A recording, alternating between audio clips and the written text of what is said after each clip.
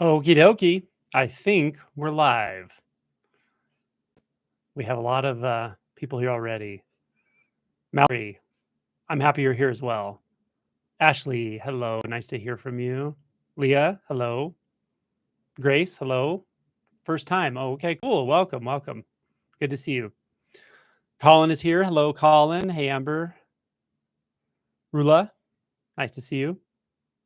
Zen Ghost, great name. Don, hey, Don. Hey, Gary from Austin. Cool. Lisa from Las Vegas. Las Vegas, Lisa. Perfect. Cornwall, UK. Awesome. Hi, Tom from Berlin. Very cool.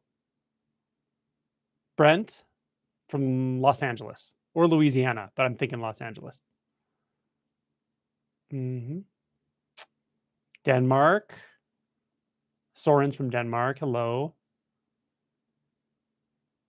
Hello, Teapot. Hello, Main Focus from Santa Clara.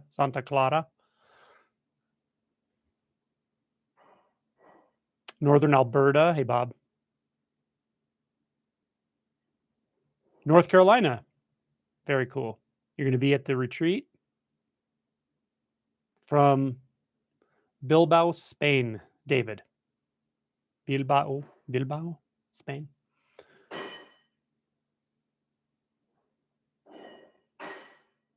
Sorry, my dog's making all kinds of noise in the background. She's licking a bowl down there or something. Hey, Eli. Hey, Eli. Caroline from West Yorkshire, UK. Nice to see you. Let's see. From Illinois. Hey, Judy. Life with Kyle from Amsterdam. Nice to see you. Brian from Oregon. Nice to see you. Juan from Chile. Nice to see you. Are you from the upper part or the lower part? Very different climates, yeah? Hey, Patrick from the UK.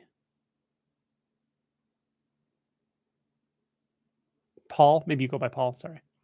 Carrie from Maine, beautiful state. Amit from Sydney. You know Violet. C. Richardson from Wales.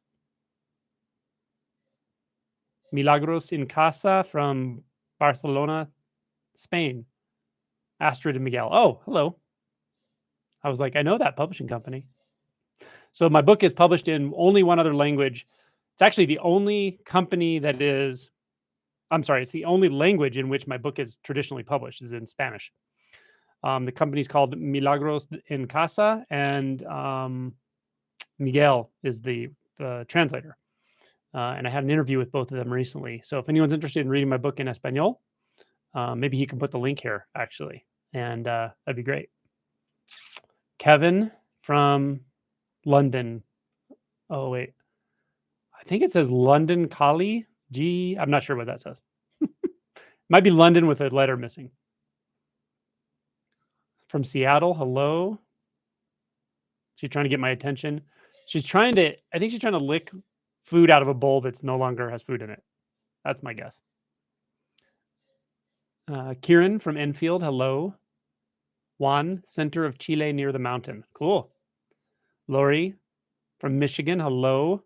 Salt Lake City. Hello. Dublin, Ireland. Hello. Sebastopol, California. Thomas. Hi. Anu from California. Kevin from London. Okay, it was London, yeah. And Teresa from Oregon, yes. And you'll be at the retreat. Sweet. Very cool, guys. Amanda, hi, nice to see you. All right. Well, let's start with some announcements, shall we? Who do we got here? Amazing interview with Kieran Trace. Yeah. Kieran has a really interesting story. That's the one that was released today. Very interesting. Her book is quite a trip if you ever are interested in reading it, about the wild and crazy awakening she had. But also she has a lot of stuff for doing emotion work and that kind of stuff. So it was a good interview. It's from San Rafael, California. Julie, hello. Definitely will. Soren, awesome. So announcements. So one announcement is, in case you missed the video. So the weird thing about this world of social media is, um, people don't always know where to go to look for things and like whatever. And if I make a video about to announce like a contest, for instance, which I did, um, it gets served to certain people, but the algorithm decides who sees it. And if you don't see it the first time, maybe you may not get served that video or whatever. So it's kind of patchy who hears about things sometimes, right?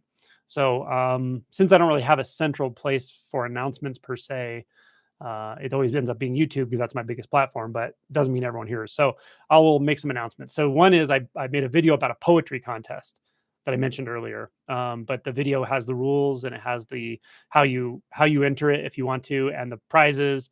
And I mean, it's like, okay, first prize is a custom piece by Cryptic. So that's a very hard thing to get. It's very valuable and it's going to be specific to this. It hasn't even been made yet. He's going to make it for this.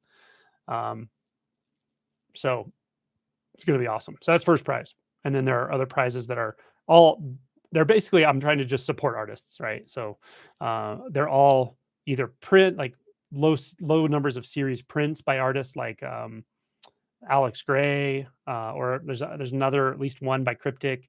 So those are the prizes for basically North America or US and Canada where I can ship things. So the places where I can't ship things, there's going to be sort of a separate contest, and that the winners of that will receive one-on-one like conversations. Basically, you can use it for whatever you want with me or with another non-dual facilitator. So they're going to be top 5 prizes in both categories, basically. And we'll probably have a couple other prizes for different categories, but ultimately those prizes are based on the poem itself and the reading of the poetry of your own original poem. It has to be 3 minutes or less, and it has to be on video recorded of you reciting it.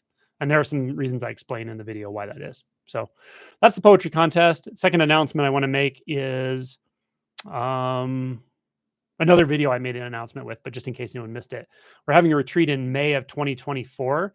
And it's different than my typical retreats in that my typical retreats are very much based on silent meditation, supported by some other practices like sound meditation, or we have a group poetry reading round where anyone can read a poem.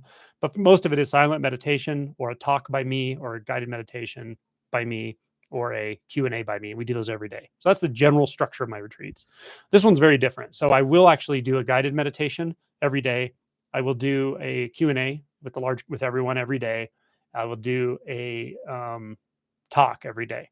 But there's much less silent sitting rounds. There are a couple, but what it's going to be is a bunch of other modalities. So you'll have 4 other non-dual facilitators that small groups will break up into so that they can ask them questions or just interact with them on a daily basis. So you'll have 4 different days where you'll have a small group non-dual facilitator to ask questions with, and this will be in a group of 20 people. So it'll be much more intimate. We also have large group activities every day that everyone will do. So we have a breathwork class. We have something that's essentially you could call it an ecstatic dance, but it's actually based on seasons. And the guy who does it, named Doug, is awesome. He does such a good job. I've done this with him, and he does it by spring.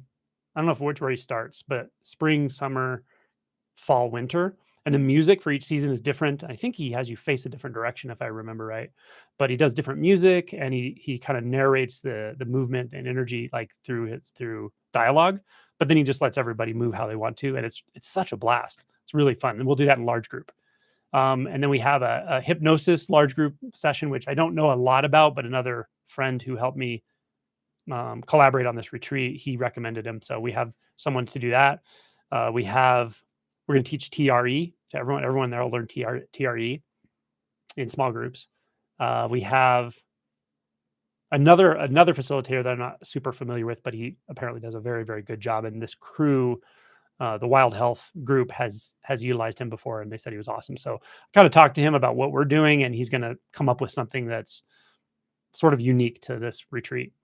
And then in addition to all of that, the sort of showcase of this, I think, in one sense, is the work. So the group that put on the documentary called The Work, which was the executive producer was Dr. James McCleary. And he's going to be there, by the way. And I interviewed him yesterday, by the way. If you haven't seen that interview, it's such a good interview. Check that out. But him and 3 other facilitators are going to be there. So everyone who comes to this retreat will have a full day with the inside circle group, basically. And these guys, like Dr. McCleary's been doing this his whole life. He's done it with native traditions. He's done all these different rites of passage things. He's a true expert on this sort of mentorship and putting people through a process of going deep into the shadow. That's like his forte. He's sort of an expert on that. So he's going to be one of the ones there, and then the other facilitators are also extremely experienced at this. So you'll be in a group of 20 with these guys for an entire day, like a 1-day intensive, if you come to this retreat. So all of that is the Wild Health Summit retreat. The links are under my videos. Actually, you'd have to look for the video where I announced it to see the link, but I think it's just wildhealthsummit.com, all one word. You should be able to find it. And we're limiting it to 100 people. So that may sound like a lot, and in one sense it is, but we want to limit to a group size where we always have these small groups in a manageable number. And so you have a lot of intimate experience with all these different facilitators and modalities. So it's filling up. It's 3/4 full right now or something like that. So just be aware it will fill up if you want to do it. Try to get in. So those are the 2 bigger announcements that I made through videos in the last couple weeks. Okay, let me just look back through comments here quick. Salt Lake City, Ryan, and I already said that, I think, or I skipped it. Tuning in from Manchester, UK. Hello. Okay, cool. So those are the announcements. In the non-dual news, Adi Shanti put out a letter saying he's retiring yesterday or so, maybe the day before. A lot of people sent it to me or asked me or just pointed it out because they know I'm a huge fan of his. I think he's just about the best teacher I've ever seen and met personally. But he is retiring, sadly for us, but good for him, of course. I think he's still going to write. For what it said, he's going to write books and spend some time like doing webinars, maybe. But it'll be not as much like a one-on-one group retreat setting type of practice that he's had for many years. And obviously he's given a lot to this community, to everyone, and just an amazing dude. But I will say, if you've never gone to his retreats, which I always tried to recommend to people because his retreats are fantastic, and didn't have a chance to, you can actually, I think through the Open Gate Sangha bookstore or website, you can download for a pretty cheap price. I don't know what they cost, like $30 or something, but you can download like an entire retreat and listen. And I've done that before. I've listened to like entire retreats of his, and it has all the guided meditations, Q&As. And so you can certainly get the flavor of it. You can even do your own retreat that way. But so his stuff is still available, even if you never were at one of his retreats live. But anyway, I guess publicly, we'll just give a big thank you to Adi Shanti for all of his years of service and amazing mentorship and teaching and clarity, and heart. So really cool. Oh, someone said they saw a bit of his last live stream. Someone said they witnessed something amazing today. Cool. I witnessed a clear shift in a friend. Isn't that wonderful? Isn't that cool when that happens?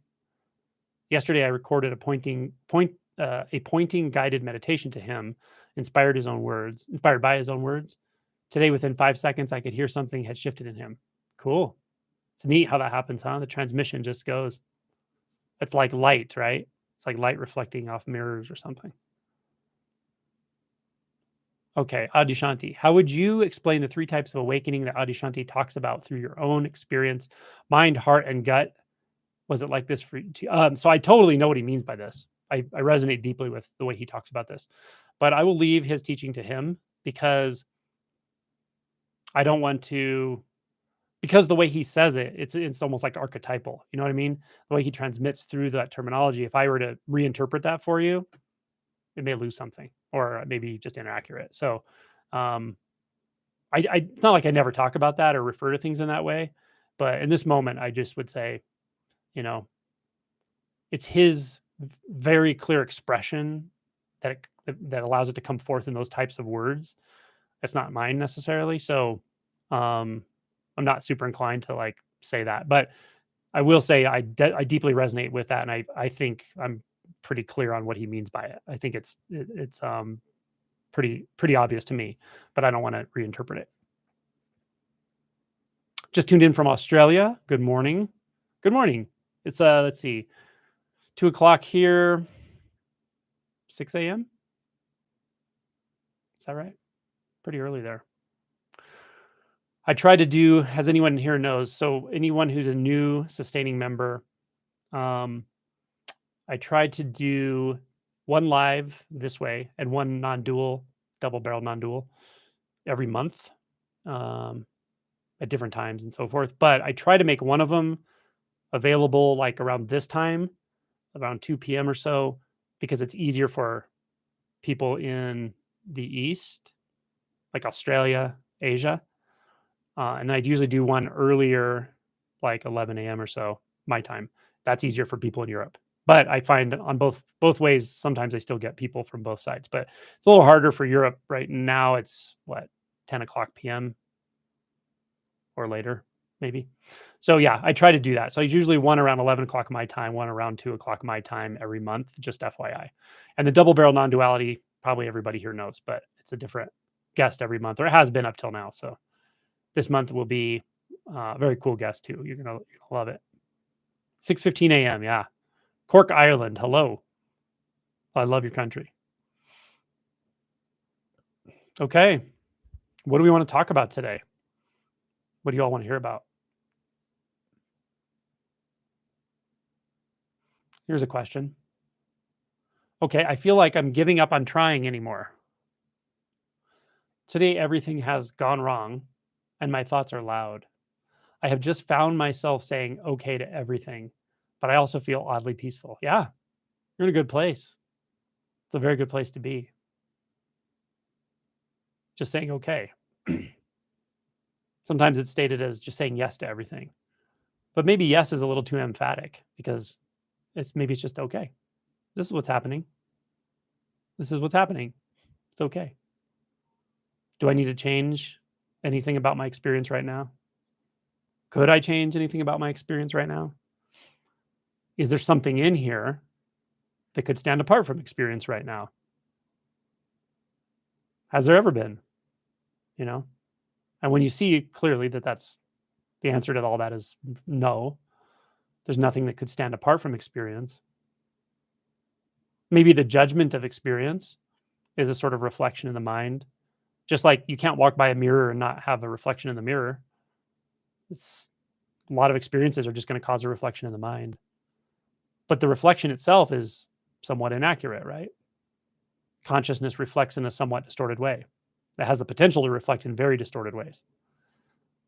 But it doesn't mean that you've left the moment. It doesn't mean that there's something changing what's happening, because there isn't anything that could change or modulate or modify really anything. There's just this, this what's happening, this appearance, and it's perfectly okay. That's equanimity. And I don't know where you are with things, and it doesn't really matter because this functions at different levels.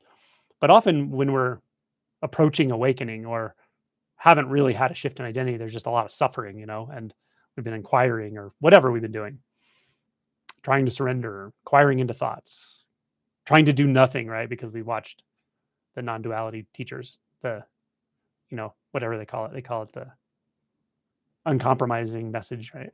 Like that there's no one that could do anything anyway. So maybe you're trying to realize that, right? So there's still something trying to do something, right? And you can't even stop that from happening.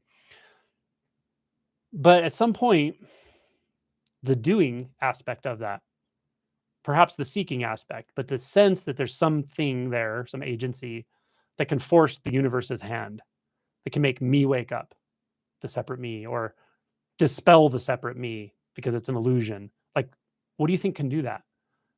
Well, it feels like you that can do that, right? It feels like you, the practitioner, you, the one that's inquiring, you, the one that's working, you're the one that's trying to surrender, you, the one that's trying to integrate, all that. At some point, if we direct enough truly curious attention into that space, into that whatever that seems to be, we will exhaust something. Something gets exhausted there. Not exhausted like, oh my, I can't take it anymore. That's mental exhaustion. I mean, something exhausts its own will, the illusory will that feels like it can stand apart from life and cause this and cause that and choose this and choose that. It starts to exhaust itself. And it's very lawful. It's very much part of this process. It's very, um, it's the Dharma vehicle carrying itself forward endlessly. And it's good that that happens. And it feels often just like you wrote here. Thoughts are loud. There might be a bunch of stuff going on. It's not a good day. I don't feel I've concentrated my samadhi all day. I haven't been practicing. And yet there's something here that's just like, it's okay. Oh, now there's a thought. That's okay. Now there's pain. That's okay. Now there's freedom. That's okay. Now there's sensations. Now there's an aha moment. Now the aha moment's not there. Oh, that's another thought. Oh, there's thoughts. That's okay. It's just okay. It's like there's nowhere you can go. There's nowhere awareness can go or consciousness can go that's apart from anything. There's nothing that can move apart from or in um, opposition to anything. There's a knowing of this instinctually right now in this moment. That's where the magic is. But you can't cheat the system either. You can't just pretend you give up. That's trying to surrender, right? Sometimes you got to do something. You have to do the work. You have to, uh, and the work sometimes is just self inquiry. It doesn't have to be painful work per se, or um, you don't have to increase your suffering, but often you reveal your own suffering doing this because you just become very clear on what's actually happening. That underlying a lot of those identity structures is a sense of lack, a sense of not enough, a sense of trying to seek a better state, better situation. And that when that reveals itself, it feels like suffering often. So we become clear on suffering through these acts of inquiry, through these acts of not willingly going unconscious, not willingly becoming distracted. And as we concentrate that, and a one pointed approach, let's say, is when that becomes so concentrated that we're just not giving the mind any more candy. We're not letting it just run off into, this thought and that thought. We're staying right with the immediate. Could be with a koan, could be with a question. Who? Just the question, though. Not looking for an answer that answers it intellectually. Not even really looking for an answer, just being so merged with that. Who? That we don't deviate at all. We don't move 1 millimeter off the mark. And sometimes that is where, as I write in my book, intention, the intention to wake up, to know truth, to end your suffering, to breach the veil of illusion, that intention meets this surrender. That's the magic. Trying to surrender is kind of a fool's game, right? Trying to force the hand of the universe is also a fool's game in a different way. But we can kind of come to this place of that one pointed where the mind just becomes like a laser point. Then it strangely becomes calm. Even if there are thoughts, it can be calm. A different kind of calm. You're calm. The identity itself slows down or stops. And it doesn't take long for a reset to happen in that case. And the reset is, well, there's nothing I can say about it, but you damn well know it when it resets. Um,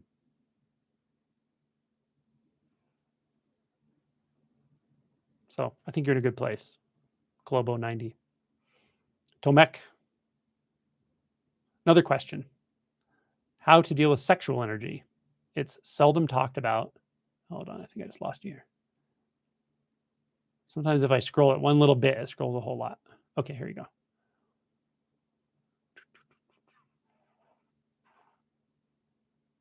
Nope, lost it. Oh, here we go. How to deal with sexual energy. It's seldom talked about, yet it's truly powerful force that guides our lives. Also means sexual desire. Yeah. How to deal with it. Well, don't repress. I'll tell you one way to deal with it. Don't repress it. Yeah. Don't repress it.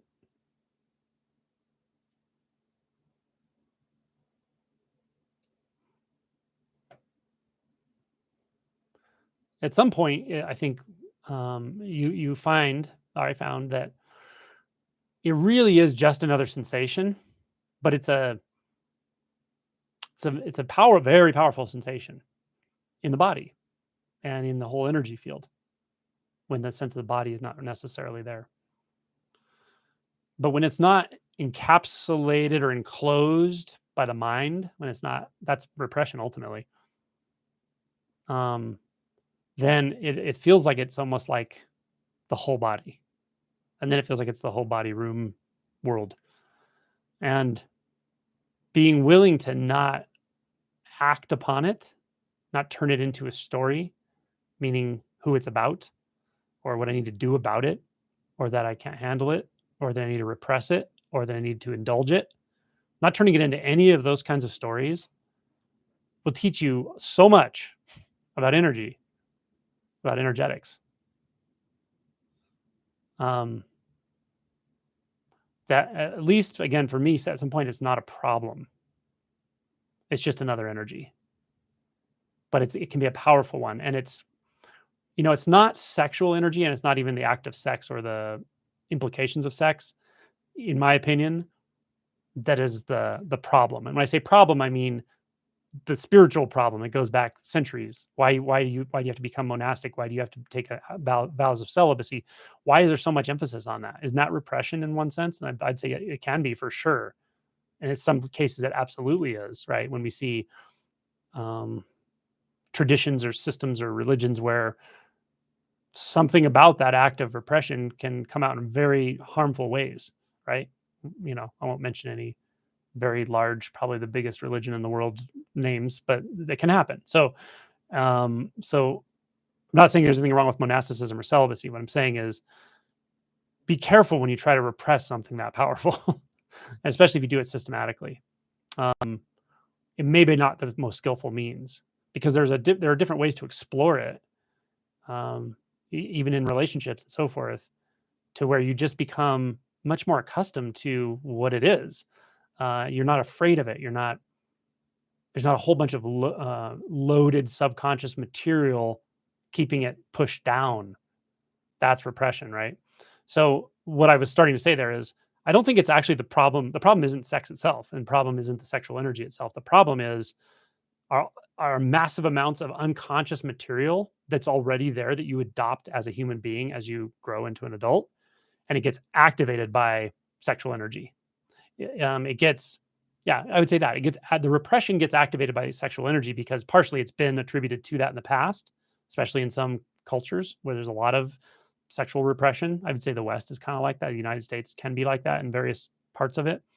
So part of it is that, but part of it is just that the sexual energy is such a strong energy that it tends to overtake the body, and it causes fear triggers. We're afraid of it. We're afraid of what that could do. So then it triggers those cycles of unconsciousness that are dormant within us, but they're transmitted to us at a very young age, right? And sometimes it's transmitted directly through trauma at a very young age, or not a young age. Um, but those energies of repression, of hiding, of deep shame and repression of shame, that's what keeps the problem of sex intact. Sex isn't a problem in and of itself, but as you say, let's explore maybe your sexual identity as you grow older, or your sexual energies, as you explore those. If you explore them vulnerably and honestly and openly, you will find all this repressed material up here. Yeah. And you find it in your behaviors and your beliefs about the opposite sex, the same sex, about yourself, about everything. You'll find all this. That's the repression. And so, in that way, you could almost say being willing to embrace the sexual side of yourself, say in a relationship or whatever, in a space where you're not using it in harmful ways to yourself and others, can probably be very valuable to unlock some of this stuff. That's a general overview. I mean, I could say a lot more about it, of course, but let's see what else we got. Recently, I found out a dear friend is also going through a liberation process, and we seem to resonate so much that now I feel what she feels, and vice versa. This is such a strong emotional feeling. Yeah. Yeah. hmm The more open you get, the more you will feel what other people feel, including what they repress.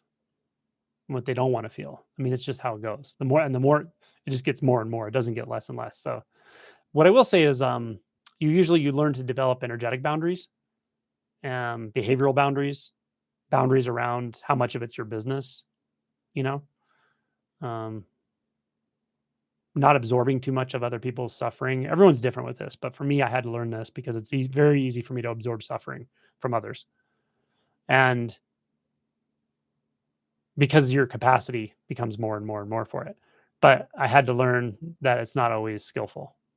It's not always the most compassionate thing to do, even though in the moment it might feel that way. But people need a certain amount of suffering to wake up as well.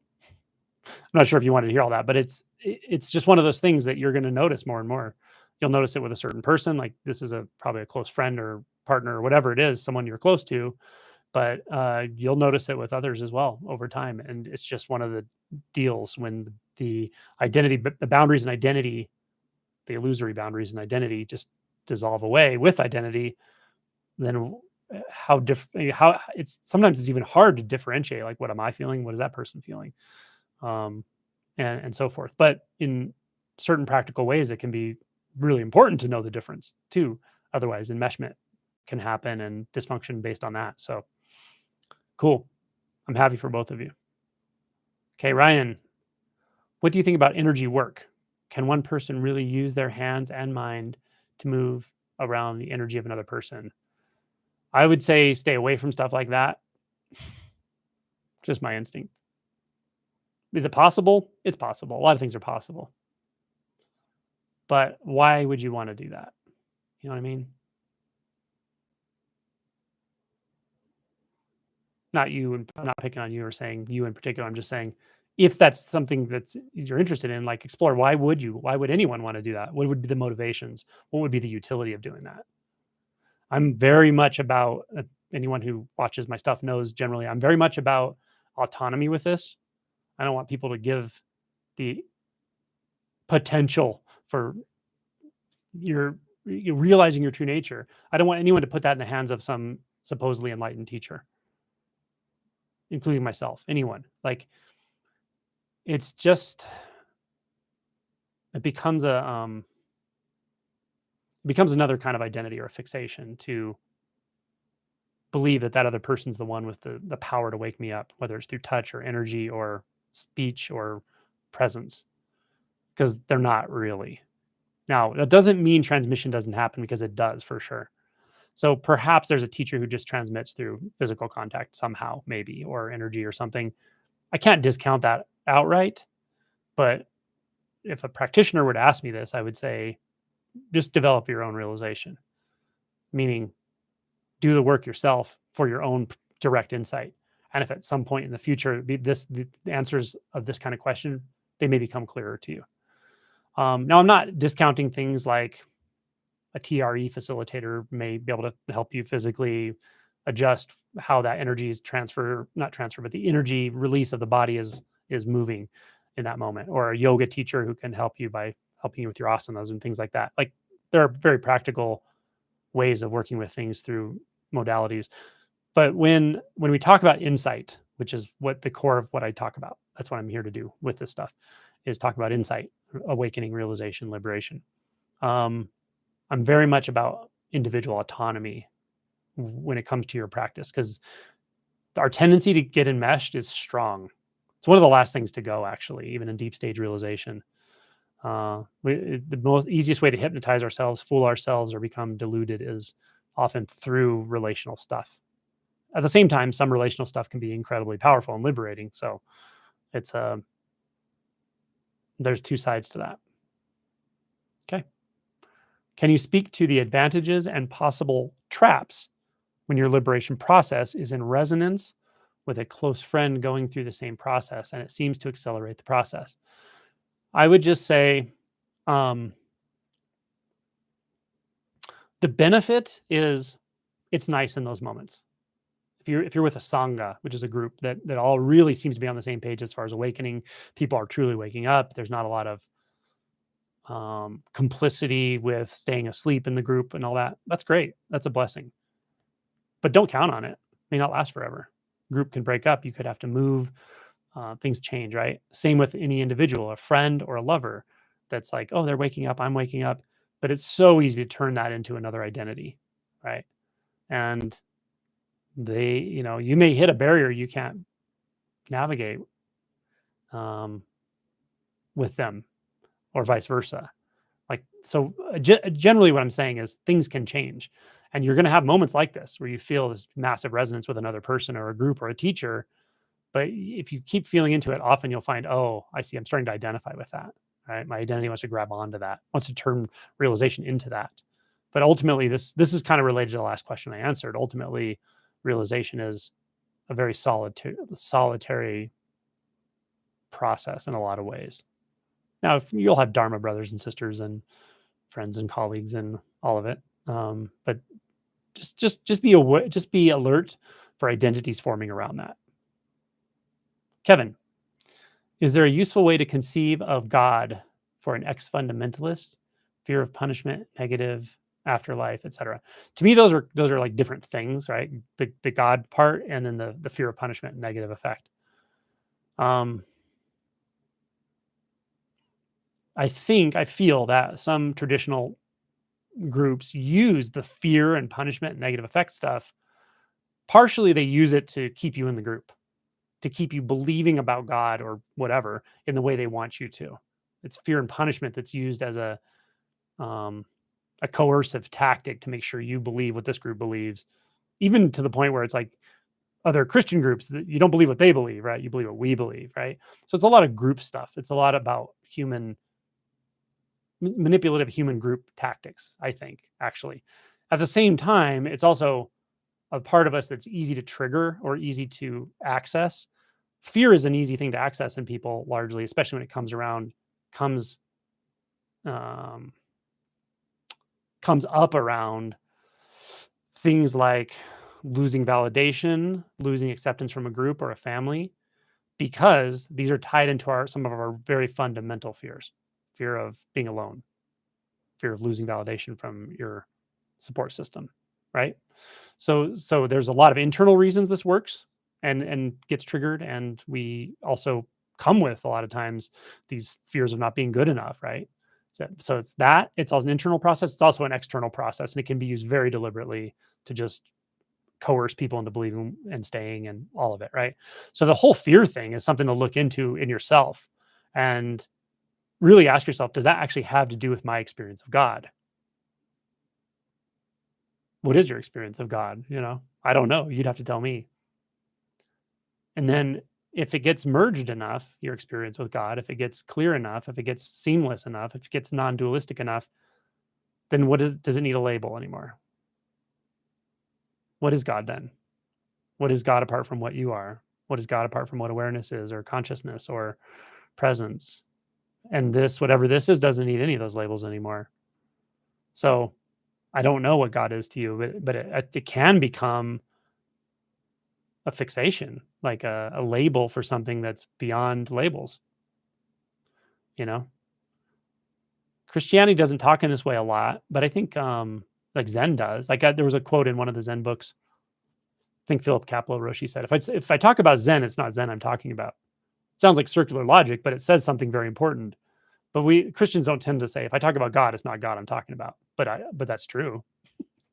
But I've actually had a friend who was Muslim, and he said in the Islamic tradition, I might butcher this a little bit because I don't know a lot about it, but I loved the way he said it. He said in the Islamic tradition, they don't believe in making images of God, really, or talking too much or Allah or whatever about God, though. It's the way they make reference is in the beautiful things that are created, and it's because God is ineffable, right? There's an understanding that God is ineffable. And there's biblical stuff like this too, like the burning bush, and Moses was afraid to look into the burning bush and all that.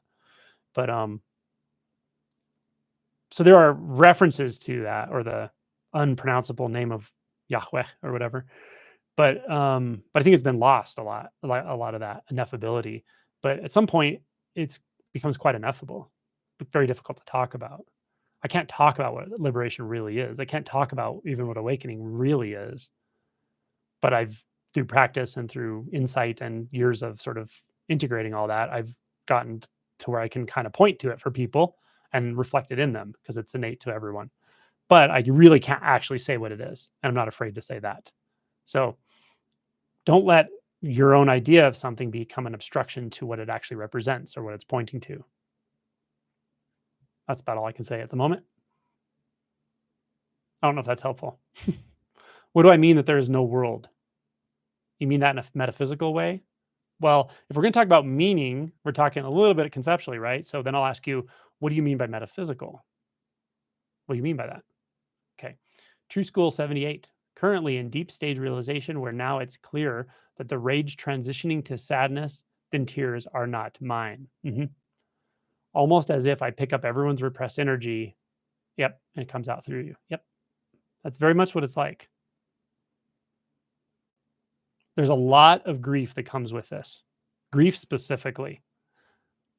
And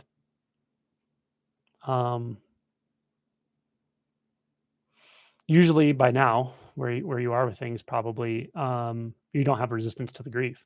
But early on, people have a lot of resistance. Many people are very afraid of grief, very afraid of sadness, afraid of loss. But that's such an illusion because, like, just look around you. There's loss everywhere. In the northern hemisphere now, we're moving toward autumn, and we'll see the leaves. They're starting to change just a little bit now, but we'll see the leaves changing, falling off the trees. Like, loss is all around. Everything that moves is going to stop moving, you know? And so at some point we become accustomed to grief and acquainted with it and okay with it. But with the unbinding process itself, unbinding from the illusory identity or identities, a whole lot seems to go away, more than we realize. This kind of actually goes back to this question about there is no world. It's surprising how much goes away. At the same time, it's all an illusion. And as it falls, only illusion falls. Only illusion is going to disappear. What's real isn't going to come or go. Really, it's not like that. It's not subject to coming and going. But the anything in the relative is going to go. But that's also just a transformation or a change in forms energetically, and gives rise to something else, of course. So, but that constant flux, it's just part of the deal. And yeah, there's a lot of grief as we let go of a lot of illusion. It's all illusion that we're letting go of, but it still feels, when there's identity tied around it, let's say, it feels like something quite real. I'm losing something very real, and it feels like a lot of grief. Okay, Sasha says, I feel lonely since my teenage years. What can I do about it?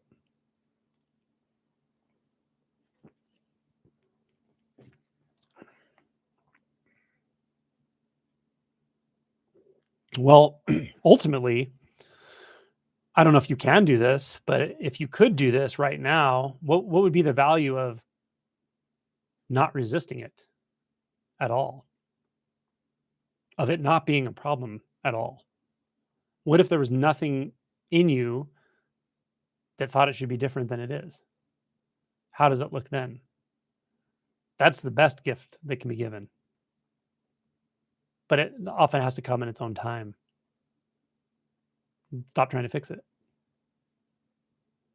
It's not the loneliness that causes suffering. I promise it's not. It's that we don't want it there, that we think it shouldn't be that way. That's what causes all suffering, ultimately. So yeah, that's a simple answer, but you can unpack it in a lot of ways. You can do relative work in relationship or in your own beliefs about loneliness or how you came upon that that avoidance of loneliness. Maybe it can have to do with your upbringing, can have to do with a million things. But many people are afraid of loneliness, but they're also feeling loneliness all the time too. Sometimes hiding it from themselves through habits, addictions, distractions. So you're probably in a better place than many just because you're actually feeling it. You're actually experiencing it. So the next step, although it can be a big step and it can require a complete deconstruction of your identity, the next step is to be completely okay with it until there's no resistance. And when there's no resistance to I am alone, then you can actually look and see what that even means. What can reference an I that is apart from everything? What does apartness mean? Where do you even get the idea that there could be apartness? Is it an idea or is it an experience? You can really explore boundaries here. So that's the kind of thing that with generally speaking with non-dual realization, and there's boundlessness and so forth. The problem of loneliness doesn't mean you can never feel lonely. I mean, you certainly could, relatively speaking, but the problem of loneliness is kind of resolved. There may be also behavioral habits if this has been a strong fixation and so forth that can stick around for a while, but those will work themselves out. Okay, good question. Patrick, any tips for shifting head energy into the body? I get a lot of it from thinking, but by the time I get some time to address it, the thinking is resolved, but the head energy is still there. Yeah. Yeah. And there's always not always, it's common to have a lot of energy released into the head through this process, through unbinding, especially unbinding from thought. You can just release massive amounts of energy into the headspace. Can cause headaches, pressure, that sort of thing. Um, Generally speaking, patience, tincture of time, your body will get better at managing energy. But I will also say, certainly look into energetic modalities. Try TRE actually. Um, Try yoga. Find something that works well for you. Try qigong. Um, and then the other thing that I think is helpful. So the way I would do it now, like if I were to feel some pressure in the head, um, for me, once there's some non-dual clarity, that's the answer because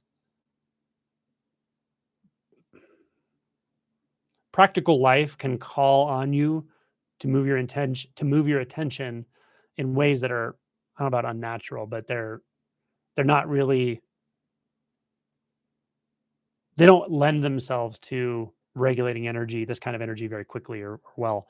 But when you're out of those spaces, out of those environments where maybe you need to do some mental work or whatever, um, to just sit or lay down, to be able to access the non-dual experience is very powerful in this. Because it's like for me, I might say it's something like attention goes into the space in the head, then it's seen there is no head, there is no inner or outer, and the whole body image is just a mental map. And yet, again, all of this isn't conceptual. This is a conceptual deconstruction. The attention is still in the sensations, and now the sensations are vast. They're like boundless. The energy is boundless throughout the body and throughout what's not the body. That's the easiest and fastest way, in my experience.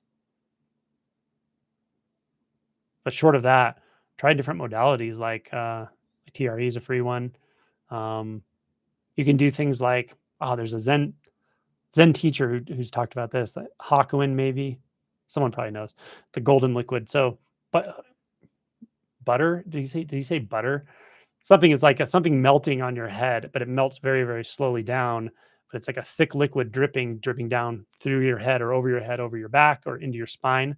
But it drips very slowly. And as it does, and it's very viscous, it brings the energy downward into the body and then towards the ground and into the physical ground. And just that, you may start it as an imagination thing, like you're imagining that, but you'll actually feel, if you stay with the sensations, you'll feel it doing this and you'll feel it slowly just moving down the body. And that does work as well. So try those various things. Okay. Amber, when practicing self inquiry, I'm finding that my mind keeps trying to ask the question over and over rather than just resting after the question. Would it be better to let go of the question altogether? It might be, or maybe just reduce the question to one word. Yeah. So, like in Zen, um, in the three pillars of Zen, actually, I remember clearly this is how I woke up initially. The Roshi would tell people in Dokusan, at some point, you don't need to ask what is mu. At some point, it's just mu. Just merge with it. Don't become two. Don't make one hair's breadth distance between yourself and mu. There's just mu. Try that with yours. Maybe it's just who. Just merge with that question. Merge with the word which represents the question, which has already been now digested. Don't worry about an answer. Don't worry about anything. Don't worry about life and death or world or other or self or where you're going or what's happening or what's the problem or what's the solution. Just who or what? What? What is this? Just stay close with it. Stay one pointed with it. And it doesn't matter if thoughts come or go. It doesn't matter if the question as a thought just arises. It doesn't matter. That's a thought. Stay with it. Stay with that one pointed, clear, pure inquiry. I wish I had a name for this or a way of, there's no good way to point to this, but I know I can sometimes get it across, someone got it across to me.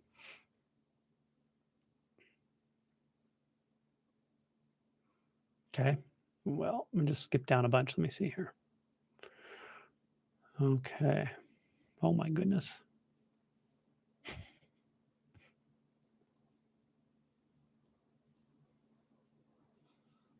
Oh, wow. We have a lot of questions.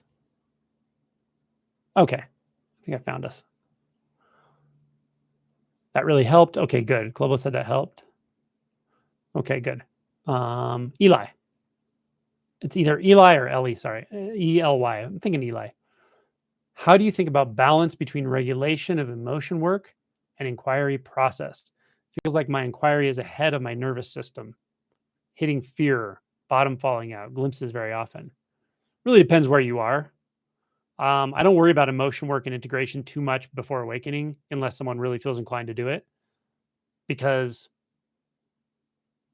that initial shift is so powerful and profound, and it aligns things so differently that it gives you a much better working canvas afterward for all the integration emotion work and stuff. But it really depends on what you're talking about. Now it can be, you can really hit like I talk about the fear barrier. You can hit a pretty intense fear barrier approaching awakening. But the key is don't turn it into a story or a narrative. Don't even call it fear. Just feel it and stay with your practice. If that's where you are, if you're working through inquiry, stay right with that, and it will go away. Although they'll be very intense, and the thoughts will be very intense if you listen to them. I'm gonna die. I can't make it. I can't handle this. I'm not doing it right. I might go crazy. Right? It's just thoughts, but they're just trying to get your attention because the physical intensity. Just stay with it. That physical intensity won't last but a few minutes usually, if you don't indulge the thoughts. Just stay with that clarity, that one pointed approach or that question as that intensity comes and goes. But don't grab onto thoughts. Don't give your mind candy. Now, outside of that, if you can't get that concentrated in your experience or that pointed, that kind of clarity of inquiry, and something's like, no, I got to work through this, whatever. It's just a very strong narrative about a fear or something. Then go work on it. Do some work on that. Talk to somebody about it. Feel into it. Do some kind of emotion work. Like I have a lot of stuff in my emotions chapter, a lot of approaches, but often it's just your mind at that point, just telling you like, oh, you got to work on this first. You got to do this first or that first. You don't have to do anything first. Okay. Juan Francisco Pinedo. Sorry if my English is not very clear. It's very clear. I use Spanish as my native language. I've been practicing a lot and being very conscious of the vision field, the sight. Yeah, that's great. And it begins to feel as if there is like something behind the sight. Okay. The images are flat. Yep. And I noticed that a big part of the image is something imagined, like filling the gaps. Yeah. Isn't that crazy? That's right. Don't conclude anything though. Keep going. Keep at it. Keep seeing if there's something back here experiencing something out there in the most basic way. Even if it seems like gaps, even if it seems flat or two-dimensional, that's fine. But just keep looking and kind of trying to come back. Is there something like follow it back? Is there a back here that's experiencing it out there in the most basic way? See, like kind of move your try to move your attention as if you're moving it from out there to in here. Is there actually an in here? Is there a point in here that you land on and go, oh, now I'm back here, and then now I'm out there? But you have to do that in the visual experience itself, which it sounds like you're able to. So I think you can probably clarify this more, especially um, that subject to object appearance. I think you can deconstruct that probably more. But even beyond that, you'll start to be able to deconstruct or investigate whether there's any kind of form at all, any kind of dimension in any way at all, any kind of actually existing something out there or in here. Cool. Okay, Ryan, you said that people can often tell when awakening is approaching. Some of the signs that it's approaching. Oh my gosh, I'm a little hesitant to answer that question. Do you know why? Hopefully you do. So I'm a little, I mean, I have videos on this and stuff, and I talk about it sometimes, but the reason is when you're approaching awakening, like if it's coming, you're getting closer. The last thing I want you to do is look for signs that it's approaching, because those are only thoughts, including me having told you there's signs. So at that point, actually, it's not only not helpful, it's counterproductive to go, okay, what are the signs? You have to go beyond signs. You have to go beyond the really strong tendency to go, okay, where am I? Where am I located right now? Right? Because I'm sure if I know where I'm located now, I'll know where I'm located when I don't have a location or when I go off the other edge. Does that make sense? This is important. This is an important thing. It's a tendency we have to locate ourselves on a map, but it's all imagined. It's all a mental map. And as we're approaching awakening, I'm more inclined to say, I don't want you to compare your experience to anything, because it will always, always be an anchoring thought when you do that, including maybe I could say the most clear possible thing I could about this right now. Even that's just going to be a thought for you in that moment. Because as soon as I say those words, they vanish. The universe in which I said them vanishes as well. So you have to go in where you are. Exactly. That is awakening. Sometimes I'll say, like, I have a video, 7 signs you may be interested in awakening or something. I'm doing this introductory series now. But that's more for people who are like, God, I don't know what's happening with me. I don't know, some strange shit's going on in my life. And, it's more just to kind of attune people, like maybe that's actually awakening that's sort of crystallizing in your life, or that you're attuning to. But when I say approaching, like it's coming, like you're actually quite close, at some point your own instinct will tell you this, to let go, really let go, which means let go of any signs of anything, because there are no signs here, right? When I talk about awakening itself, there's no signs, no orientation, no need for orientation, no one to orient. You're free of that. There's freedom from that. And that freedom stands as nothing specific. It doesn't stand as a knowing or a paradigm or an understanding at all. Okay. One friend, oh, you're still asking the question from the visual. When I see a tree, I'm not actually seeing the back of the tree. Or if I speak with someone, I'm not seeing the back of the head. Okay. I'm filling in the gap. Yeah, right.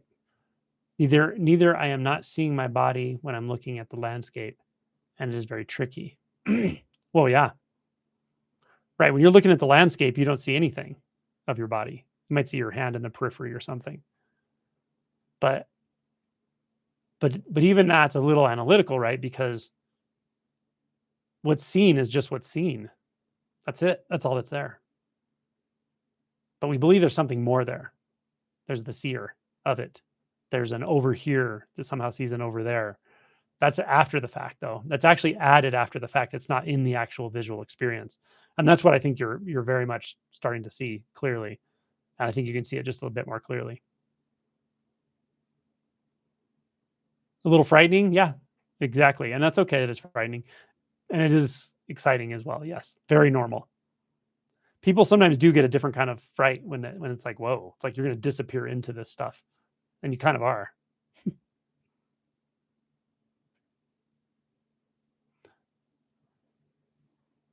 One thing about getting older is sex doesn't become so important anymore. I would agree with that.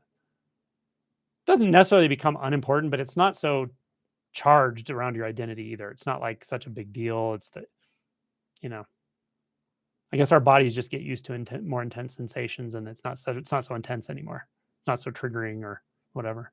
It doesn't cause reactivity so much. Colin, do you think there is a possibility that when some people have dementia, they can slip into non-duality? Oh, for sure. It is a small hope for my mother. Well, the beautiful thing about that is one thing you can count on as far as your mother or anyone is the older we get, closer we are to completely merging with our true nature, right? I wish your mom, you know, peace and happiness for the rest of her life, however long it is. But uh, sure, it can happen. Absolutely. The simpler the mind gets, actually, the easier it is to experience non-dual. Strangely enough, like that's why some kids definitely experience it and they'll talk about it. Kind of weird to parents out sometimes. Okay, where are we at? Leah. I'm in a space where it feels like resistance is being burned away. Oh, awesome. Bit by bit. But I don't necessarily feel love or bliss in its place, right? Yep. Just feels like I'm moving through stuff. Can you talk a bit about the idea that love, light being all that there is and how that becomes the experience? Yeah, when people talk about love and light being all there is, that's so loaded because there are different experiences I could point to. Like one thing that happens often early on, or maybe before someone's even consciously orienting toward an awakening process or transformational spirituality or anything, um, they'll have an experience of oneness. What they'll say is like universal love. Like it just feels like this universal interconnected love with everything. Sometimes it'll happen through like psychedelic or something. Um, that to me is more like the experience of unbound consciousness. When it comes with a sort of exuberance or with a sort of euphoria, it can also sometimes strangely come with a bit of a dysphoria when you first experience it, or you might feel a euphoria for a minute and then some kind of fear response comes because the identity structure feels itself getting like threatened. So that's usually what if I talk about like universal love, you probably don't hear me talking about things like universal love, right? Um, it doesn't surprise me as resistance is falling that it feels far more neutral maybe than you would have expected. Now, light is different for me. Another one I don't talk about much because light can be misinterpreted. A lot of people who talk about light, they talk about it in a sort of new agey way. I don't think that's what I'm going to say. What I'm going to talk about right now, I don't think it's the same thing at all. This didn't start happening for me till far after no self-realization. But this does happen for me. It happens pretty frequently. I'll say it this way: when the non-dual clarity, which is boundless, formless clarity, and intimacy, if it's truly clear non-dual, it also has to have that luminous nature. Luminous meaning light, of course, but it's that intimate nature where it's not some vast empty space or vast awareness. It doesn't feel anything like that. It's not really vast. It's beyond vast and not vast. It's beyond any dimensional descriptions. When that gets really clear, it starts to sort of turn into a kind of just light. It's just luminous. It's radiant. It's hard to talk about this, but it'll happen to me, and it's not even to me. It just feels like it's almost like seeing the underlying nature of everything. It's like seeing the underlying nature of all appearance, and it's not even the same as visual light. Although that's probably the best way the brain can interpret it. But it's a light that you feel. It's a light you become because it's non-dual. So there's not a body experiencing light. There's no sense of a me experiencing light coming toward me or something. It's just everything is light. That's not a goal for anyone. May or may not happen. I have a friend who wrote about this. I'm going to read it really quick. Let's do something I've never done. I'm going to read something from my archives on a live thing here. This came from a guy named So. Very short thing here. He said, it's not often that I get to walk in dark places in Singapore. There's streetlights everywhere. Yesterday I was walking somewhere that was dark, and yet the light of boundless presence was so dazzling. Truly, there can be no darkness when your whole body, mind, universe is light, the light that outshines all lights and darkness, and yet is also none other than the lights and darkness, the sounds and the silence. I was reminded of a verse in the Upanishads. Verily, for him who thus knows Brahma, Upanishad, the sun does not rise or set. For him, it is day forever. It's very much like that. In Dzogchen, they might call it luminosity, maybe rainbow body. Who knows? Okay. Sam. Hi, Angelo. Why does the thought space feel different than the rest of the experience? The fact that thought feels different from experience makes it subtly uncomfortable to think. It won't always feel different from all experience. When non-dual is clear, it will feel seamless at times. And yet we still apparently retain the ability to modulate our attention such that you could put your attention only in that conscious space. And I would also say, even then, it doesn't necessarily always feel uncomfortable, but it feels uncomfortable if there's will being introduced into it or polarity. Consciousness is distorting in nature. Consciousness, when it's fully inhabited without polarity and introducing will inside consciousness, is quite oceanic and can be rather enjoyable. But it has the potential to distort because it's reflective in nature. That's the best way I can answer it. Okay. A while ago, I had an experience where something I had been afraid might happen actually occurred.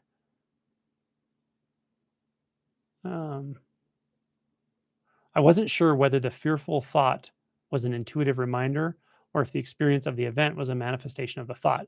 In either case, it places thoughts in a very powerful position. Could you offer some insight on this?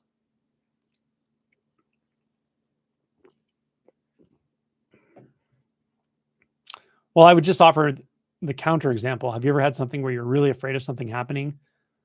Maybe sometimes not even fully aware of how afraid you are of it. And then when it happens, it's really not that bad. It's like, oh, that was kind of freeing.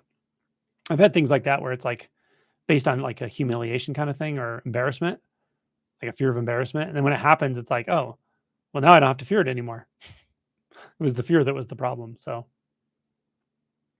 but I guess I'm not completely clear exactly what you're asking. When you say it places thoughts in a very powerful position, only to the degree that you believe thoughts have anything to do with anything. Like thoughts can create something or whatever. Thoughts are reflective in nature. All they can really do is reflect experiences. Sinar. During meditation, I can enter empty space, okay? But after a short period of time, thoughts come back with a lot of power. Okay, this is why it's really important to learn, in my opinion, to learn to meditate in unbound consciousness. It's a different type of meditation, but it's one where it doesn't matter if they're thoughts or not. In fact, the substance of thought is consciousness, and the consciousness is everything that you are in that space of meditation. If you can do that, then it doesn't matter how many thoughts are. You can be like, okay, that's the kind of meditation we're doing today. And then you just orient to the entirety of thought and consciousness. And then the thoughts tend to completely subside. But you will feel an energetic charge in consciousness in those cases. But that little bit of energetic charge in consciousness becomes a monster when we're mind identified or we don't know how to meditate with unbound consciousness. So if you want to know that, check out my playlist called Consciousness. I have some meditations on it. I'm sure I have meditations on it here and there. I do them in my retreat sometimes. Usually in the first couple of days of retreat, I'll do a guided meditation on unbound consciousness. And I'm sure I have some in my free guided meditation app because I have like 70 in there. So there's got to be some in there. So I would recommend it as just a learning to do it as a practice modality. Okay, Ashley Stewart. I feel that strongly lately, feeling everything from everyone around me. Yeah.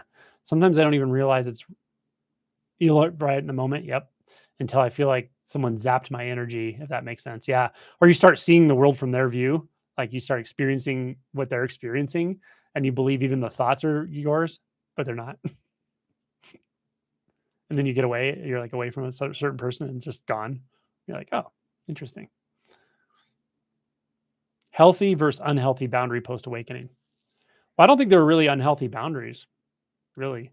Well, I guess if you don't know what boundaries are, like if your boundary includes forcing someone else to do something, like controlling other people's boundaries or something, but that's not what I mean by boundaries. Boundaries are your own personal boundaries, meaning um, not not being afraid to say or take, most importantly, actually take action if your boundaries are being violated or challenged in ways that are just uncomfortable or just don't feel right. You have every right to defend those boundaries. And sometimes you just have to do it through action. Sometimes talking doesn't work because some people with really bad boundaries, they use the conversation to keep the boundary issues going, and it just sucks you in more, right? Like if someone's truly a narcissist, that's exactly how it feels. Like you just can't win unless you just leave. Gotta get away. Um, how do you tell the difference between your own and other people's feelings?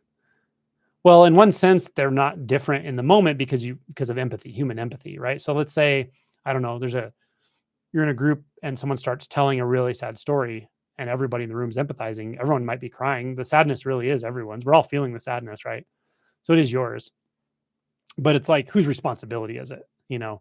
Um, that's where people can get manipulated, where it's like, because you empathize with someone, in some patterns of communication, it can be almost like, well, now you're responsible for me, responsible to fix me, responsible to keep listening all the time, anytime I want you to, or whatever it is, right?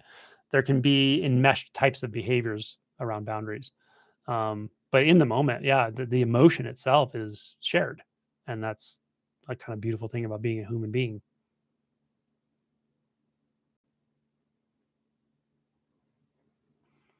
Okay. Colin says, I've wondered about dementia, Alzheimer's, and the loss of that of self too. Yeah.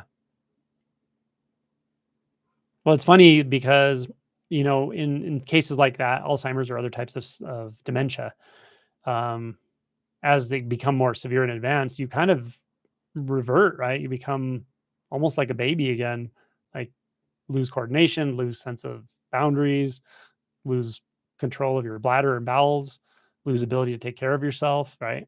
Um, yeah. Brent, thanks for everything. You're welcome. Being here brings up many questions that I really feel I need answered, but I don't type them out. They eventually just go. Is that it? Yeah. You don't have to have questions. You'll know if it's something really important, where it's just your instinct tells you to make sure to ask this question of somebody who can give a different perspective than you have access to yourself or something. You'll know. Yeah, there are different reasons. Sometimes people are just embarrassed to ask questions in public settings. Probably here, not so much because it's pretty anonymous. But yeah, no, I don't ever like feel like people have to have questions. Sometimes I tell people at retreats or whatever, you can just make a statement about your experience if it feels relevant to share or something. And sometimes that can start a conversation. Okay. Next question. Fadi. Fadi. Fadi. I'll say Fadi. I'm not sure. I'm probably pronouncing it wrong. I've bumped up against finding love and acceptance for the old self as a barrier. Okay. Do you think harmony within the ego self is a worthwhile effort, especially if it's something that's coming up a lot? That's a hard one because it's like, really, what do you mean by ego, right? Harmony within the ego self. Like, yeah, it's a little hard for me to know exactly what you're asking, but when it comes to like harmonizing with all aspects of yourself, I think that's important, of course. Like Dogen said, to know the self is to forget the self. But he did say to know the self. So if you don't know yourself, it can be hard. Sometimes these insights are elusive because there are parts of yourself you may not even have accessed or developed that you really need to address in the relative before you can let go. Not always, but sometimes that's the case. Um, but even as awakening is progressing or whatever it does, um, we still find that we harmonize more and more with relative aspects. could say that the relative harmonizes with the absolute. We live out the insight. The insight dawns in such a beautiful way. It's truly grace, right? This initial insight, initial awakening. Then a lot of work happens, though. We really have to do, maybe I shouldn't call it work, vulnerable engagement with the experience, because it's going to come. The shadow material comes, the emotions come. So maybe it's more of a reckoning, or a witnessing, or a embodying, or a willingness to show up. There's a lot of ways to say it, but that work has to be done, if I'm going to call it work. And that results in a sort of harmonization, such that you can start to live your life out of a deep respect for, harmonization with, and surrender to what was realized. That's where the rubber meets the road. How do you proceed from the top of a 50-foot pole, or 100-foot, whatever it is in Zen? I butcher Zen stuff so much. Terrible. Okay.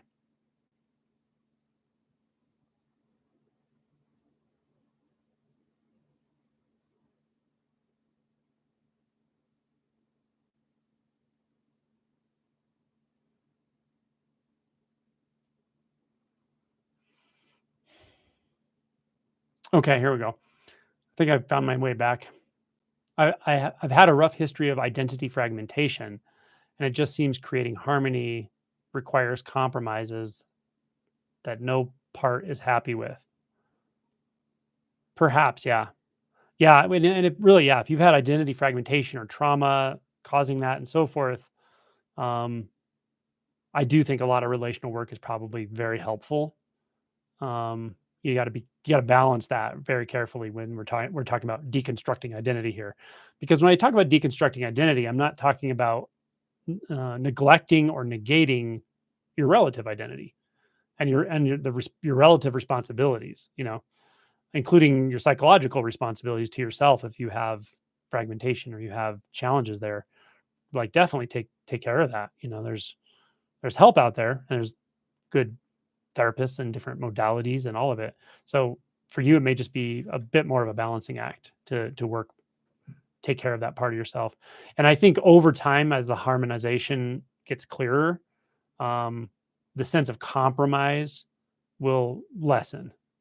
Yeah, I mean, that is the thing with fragmentation, right? Fragmentation is like, for whatever reason, however it happened, some events of life were so challenging that the identity couldn't stay intact. It had to literally fragment itself. So when as it comes back together, yeah, there's going to be a lot of feeling of like compromise, and everything's not going to be happy there. But just approach it with as much love as you can, and heart, and understanding, and acceptance, and patience. And over time, all those fragmented parts will start to feel themselves as one, and there'll be less a sense of compromise and discord among those aspects.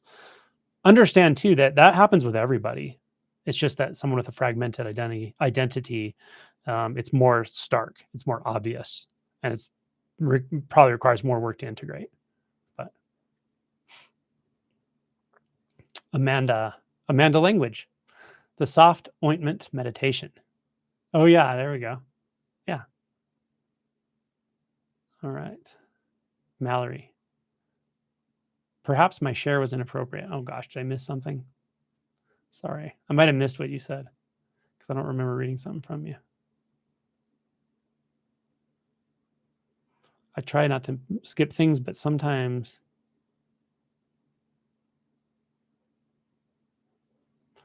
Sorry, Mallory, I can't find whatever you said before.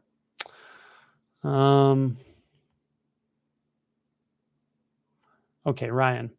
Do you think it's possible that what a person does in the hours and days right after awakening could determine whether the shift becomes permanent versus a temporary foretaste?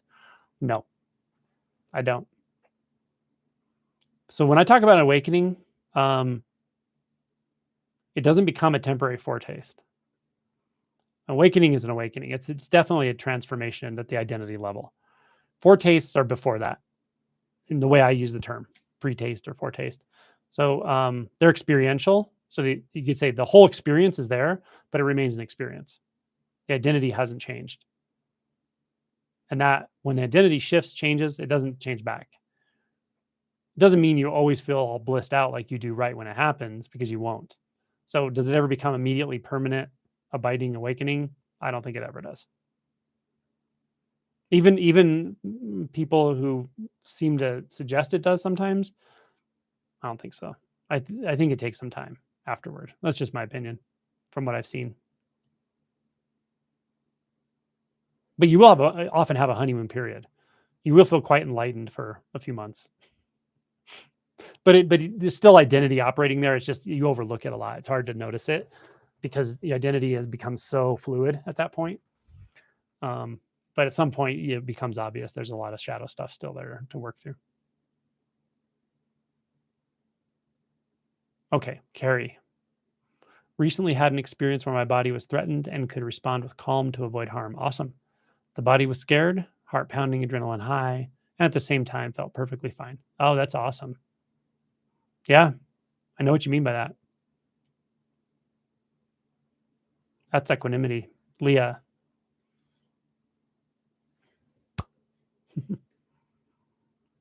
Okay.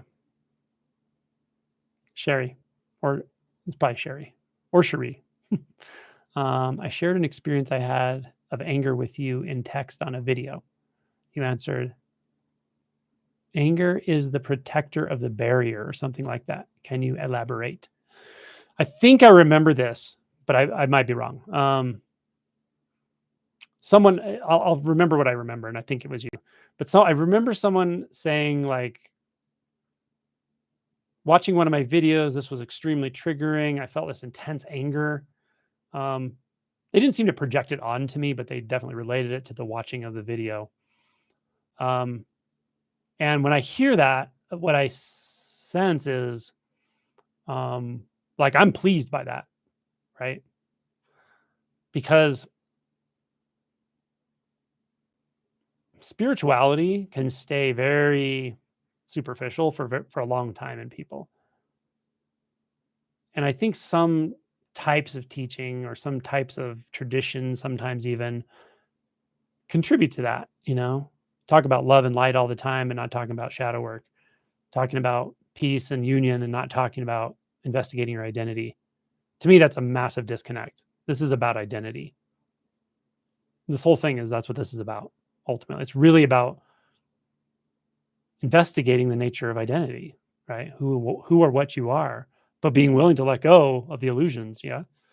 When it drops down from being up here to being feel good spirituality to being like it's on, and it's on, a common thing to feel is anger, rage, fear as well, of course. But these are barrier emotions, right?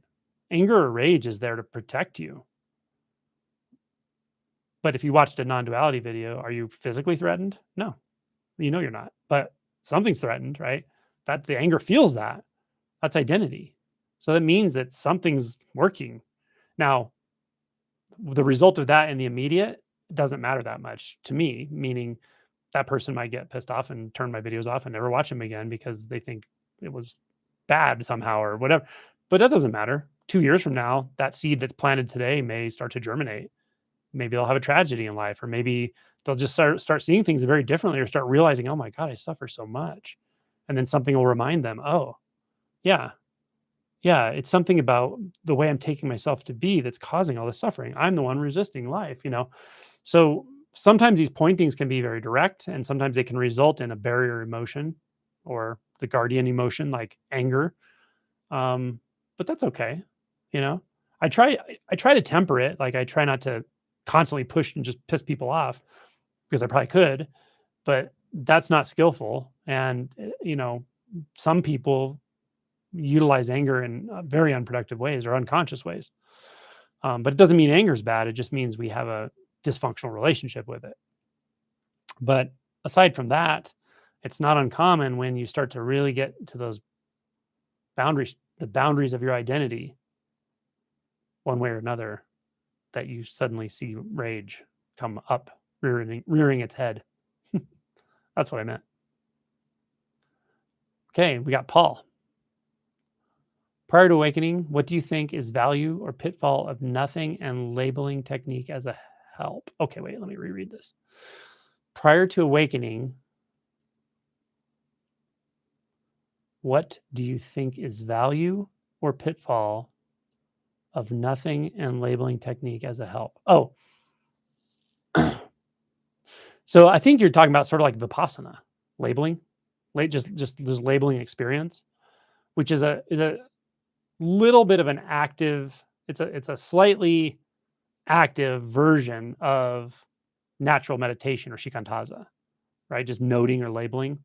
I think it's actually quite valuable because what it does, if you're vigilant about it, is it kind of just keeps dropping you back in the present.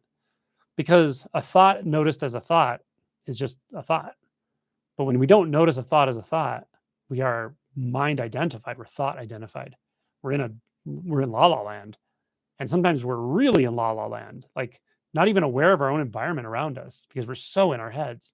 That's being massively identified. That's not particularly present as far as thoughts are concerned. Now, yeah, presence is always present. You never leave the present, of course, and that's true. But the mind wandering, the mind identification, and all of that can reasonably easily be stopped in one moment by anybody by just noticing a thought. Notice one thought. The moment you notice a thought, you're knowingly present. And if you notice another thought, and then you notice a sensation, then you notice a judgment, right?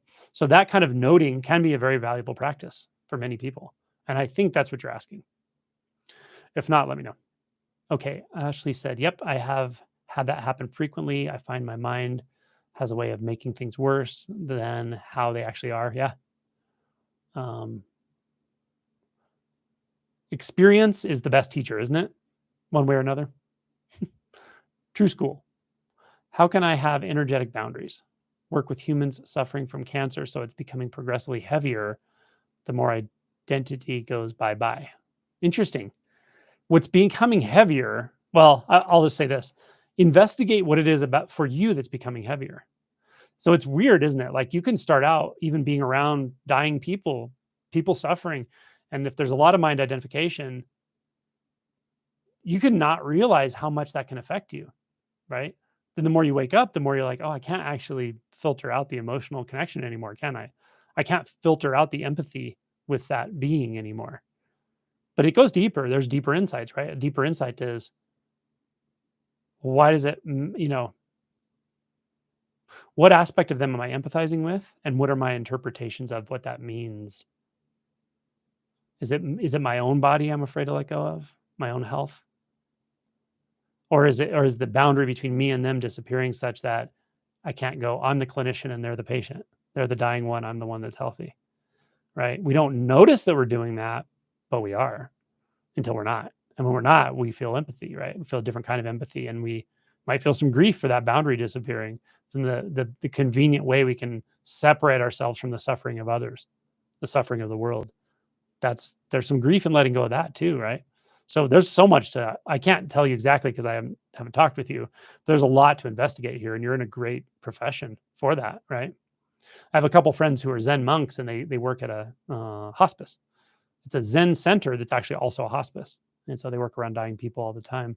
But it's admirable and very important work for those people, of course, that they're helping, ease suffering in the last years of their lives, or last weeks, days of their lives. But also, what a great opportunity for practice of letting go of our own identity, our own boundaries, our own fears about death, all of it. Decay, illness, disease. Okay.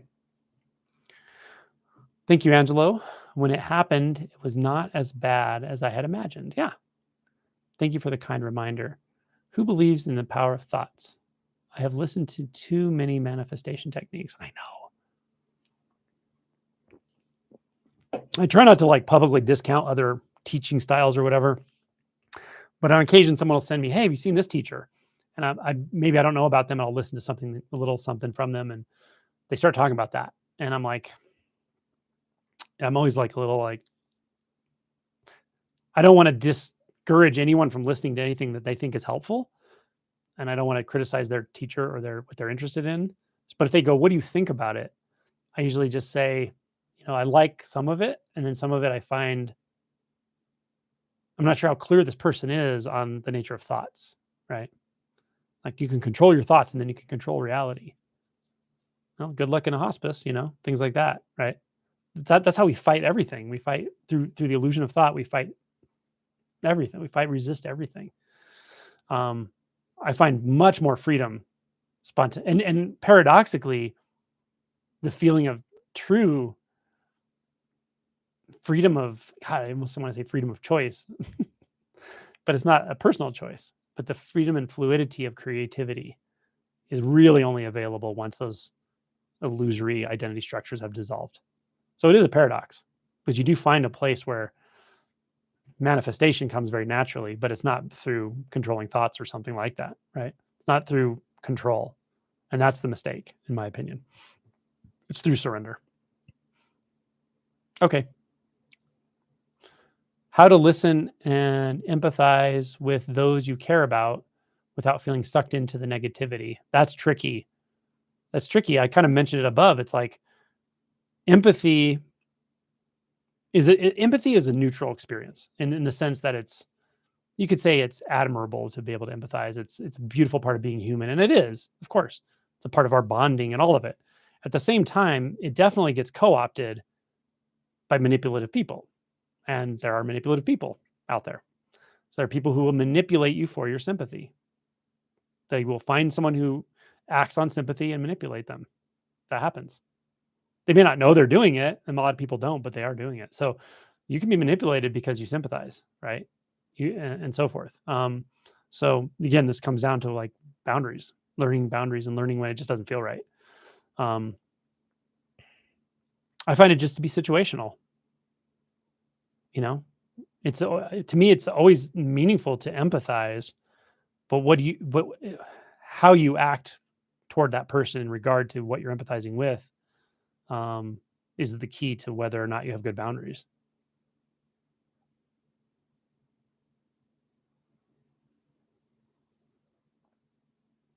So yeah, being sucked into quote unquote, sucked into negativity. Yeah. Once it takes the form of just complaining or trying to get complicity from you and you can feel it, in my opinion, you have every right to just disengage that, because you're not doing yourself any good. Obviously you're not doing them any good. So there you go. Colin, thank you very much. You're welcome. One of the strange side effects of listening to you is that when a pointer hits my left arm twitches, and I find this very funny, but also very real. Yeah. Kundalini. I've had people where I talk to them on video, and they consistently throughout my talking to them, they go, bah! Bah! They like twitch, and they like, I've seen this a lot of times, or they're like doing this kind of stuff. And they'll sometimes just tell me, is it okay if I do this? I'm like, yeah, I don't care, but their body just responds to what I'm saying physically, maybe more than their mind does, which is probably really good. Means it's getting through, getting through the filters of mind. Okay, Lisa says, I really want to awaken. Awesome. But I think I see a part of me that is holding on to my specialness. Awesome. Very much so. You got to see it. You have to see that. You have to see the competing agendas. It's okay to have competing agendas because everyone does. Of course. To not know you have them, that can be problematic. Could that be keeping the awakening process at bay? Not being fully clear on it kind of can, but I'll say it this way. Nothing keeps the awakening process at bay. It's going to do what it wants. When you see and experience directly the power behind this, the forces behind this, it's beyond you for sure. It does what it wants to do, and it does it when it wants to do it. But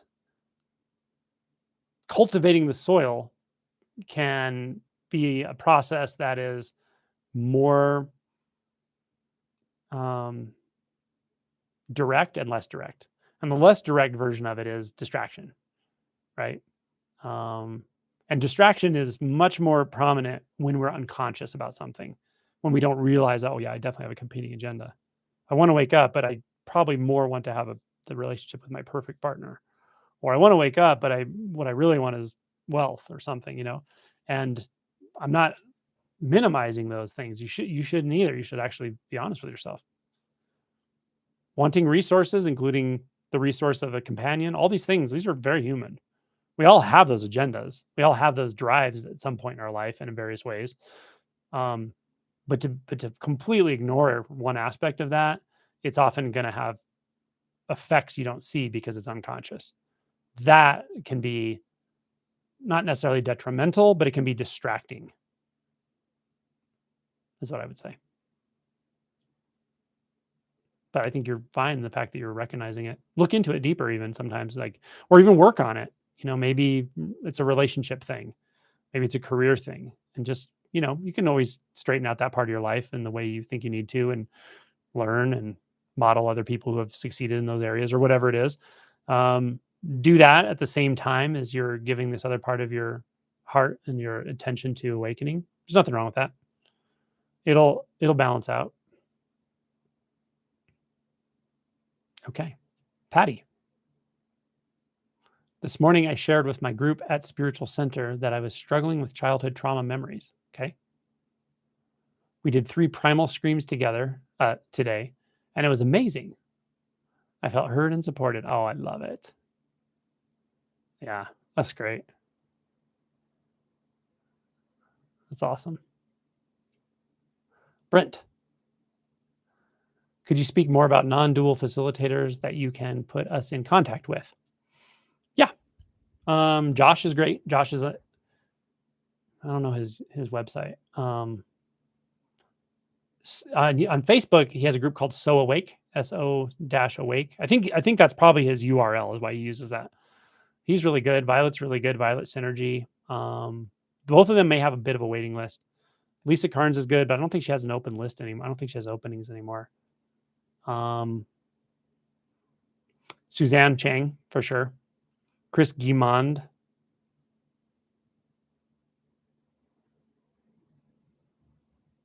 There are other people. Some people I don't list publicly because I can only send them certain numbers of people and so forth. They don't necessarily put themselves out as a public teacher, but they will on occasion work with people. But also, be willing to look around yourself, feel into which teachers you think you really resonate with. You may even be able to find someone online in some forums and stuff. I've known people who found people in forums that are very good and are willing to work as someone's teacher with or without monetary compensation. A lot of people do it for compensation, but that's their job. That's their work, and I think it's still valuable as long as they're not trying to charge some insane amount of money because they're so special. But those are some. I'm trying to think if there's anyone else I'm not thinking of that does work one-on-one. And even if they don't work one-on-one, you can always go to a retreat. And retreats are really good ways of doing this, especially silent retreats. And then you can do Q&As with that facilitator teacher. So as in Adyashanti's letter of retirement, he also said Mukti, his wife, is going to step forward as the main teacher. And she's really good. I don't know if she does one-on-one stuff, but she does weekend retreats because I went to one of her weekend retreats 6 years ago or something and met her. And she's great. So Gangaji, I think, still holds retreats. You can still go talk to her.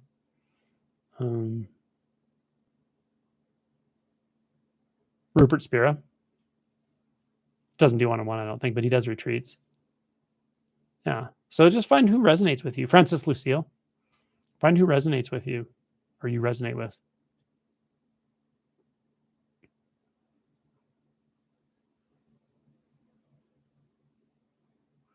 Okay. Thank you for your kind response. I recently completed a meta retreat. Beautiful. And I think it's a great start to that approach. Absolutely. Meta. Yeah, absolutely. Oh, Alan Watts video. Sherry says, it was when I realized what awakening really is for the first time. It was a glimpse rather than just the words explaining awakening. It was a shock to realize for the first time that I don't exist. Yeah. Yeah. Sometimes it's a shock and sometimes it's like, oh yeah, kind of obvious. That's how it was for me. It was just yeah, that was the problem. Could see it so clearly. Ashley, life and experience are the best ways to practice for me. My meditation time has become a place to almost recharge now. Yeah. Yeah, really. That's kind of how it is, right? Two sides of the same coin in a way. Saranish, I just retract 2 comments because I sent too soon and it was confusing. Oh, okay. Now I'm just sitting with feeling the chat thinks I'm nuts. I don't think you're nuts. And now I'm sure that's my practice for today, right? Return to lurking. Yeah, when I see people erase comments, I don't even think anything because I think probably I don't even know why. It happens all the time though. It's no big deal. Ashley. Okay. Yeah. And then Lynn, you say everything so clearly. I often find myself thinking I wish I could verbalize these things. You can write them down for even if they're not for anyone in particular. You could write them down as if you're going to write a book or write a chapter or write an essay on whatever. Write it to someone who asked. Write it to yourself. But writing it can be really helpful to clarify. It was for me, like writing the book clarified a lot of the realization is funny because it's so clear in and of itself, but it doesn't necessarily mean it can turn right into words. You know, you kind of have to learn phrases to even say it in one way or another. So there's value in both. I mean, obviously, realization is the whole point, but if you want to clarify the verbalization of it, writing can be really helpful. Okay, Ashley. Oh, she's talking to someone else there. I find I can only do my best creative work when I'm fully in the present. That's the thing, isn't it? This is just a totally aside to awakening and stuff. But I found this with creative stuff. What Ashley said is true. It's like when you're in flow, when you're really, really present, the creativity is so vibrant. It's like, oh my God, you know. But I will say, don't even with that, don't make conclusions about it because you can conclude that you're just waiting for the next time that happens to work. And I find that's not necessarily skillful. The best artists are people who just keep consistently doing their work, knowing that, yeah, there are going to be some times when it just comes forth so effortlessly and clearly, and other times where it feels like, oh God, I can't write a single thing. I can't make a, I can't blend a color right. I can't, the brush strokes feel awkward but those times even are actually good work too. You're doing emotion work. You're doing shadow work actually when you're going through the frustration times. And so I think you're right. There are definitely moments when it's so clear, it comes through effortlessly and beautifully, but we can also attach ourselves to that where it's like, you know, waiting for those moments or something instead of just doing the work. And what I found over time is sometimes if like the example I can think of is when I make videos, because I make a video pretty much every day, right?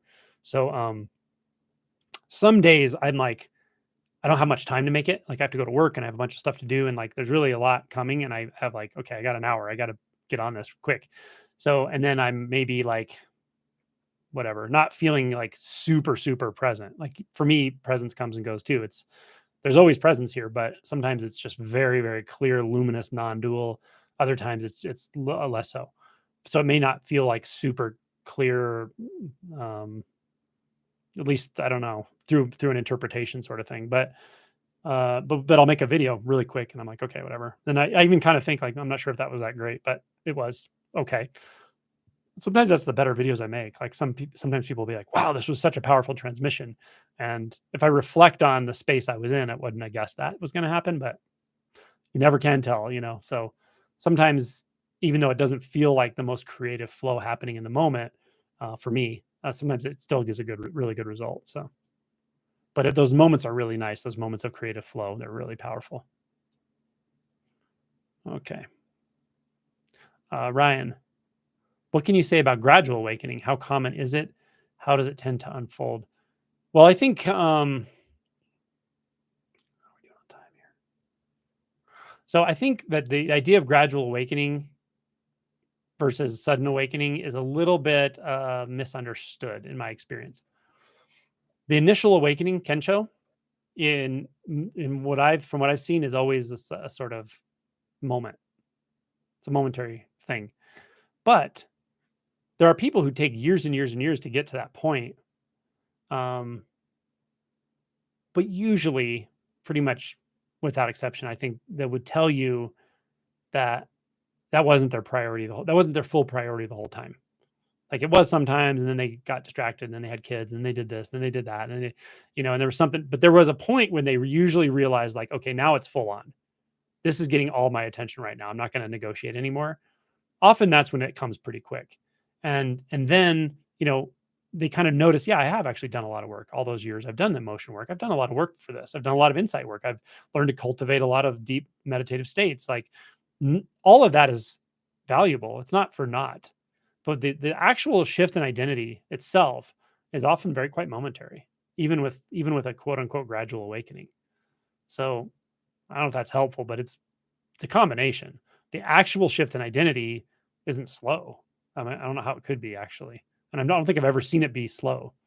I've seen it actually occur. I have seen on occasion when it's happened in the past for somebody, and then later on, they kind of didn't forget it happened, but because they don't live in a world of remembering the past and collecting events, they're kind of like, I don't know if I've had an awakening or not. But then I talk to them and we go through things, and then it becomes very clear that they did. I have seen that on occasion because they definitely know there was something very different on this side versus what was there before. And they know that even 20 years later or 10 years later. So that can happen too. And if you talk to that person before they're really obviously clear with that, they might say, oh, for me, it was a slow process. Well, it was, but yeah, but 15 years ago, you remember the exact day that something shifted in your identity. And then all the work after that was a slow process, right? So it really depends. What are people talking about very specifically when they say gradual versus sudden versus all that?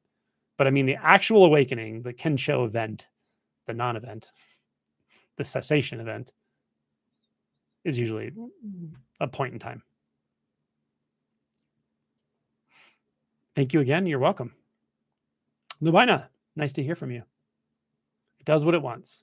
It does TF what it wants. Right? Muji. Yeah, Muji has a ton of material online you can watch. Rupert Spira has a retreat this next weekend. There we go. Probably in Europe, I would think. Thank you, Angelo. You're very welcome. Gary, thanks for the deep shadow videos. You're welcome. Got to have that stuff in there. I was getting very discouraged, a lot of sadness, anger, grief. So this is what happens when you stop resisting. How long is a while? I'm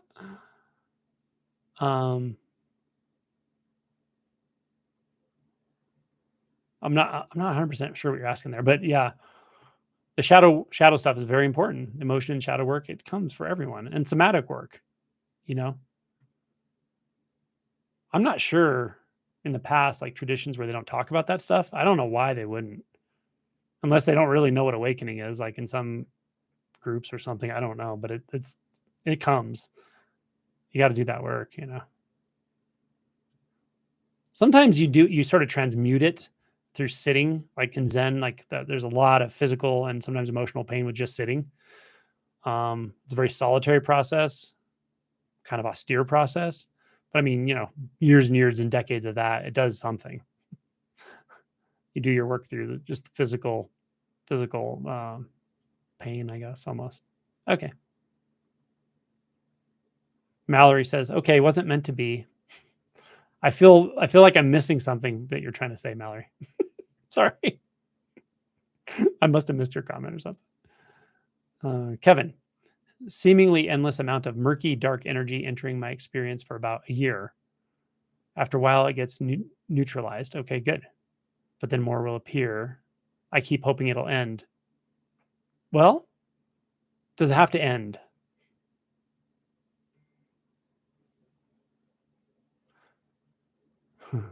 How do I say this?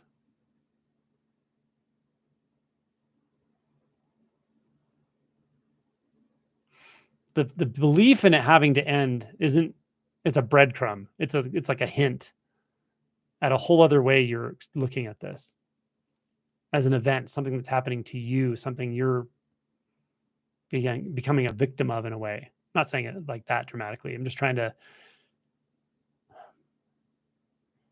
what if it has no beginning or end? Yeah.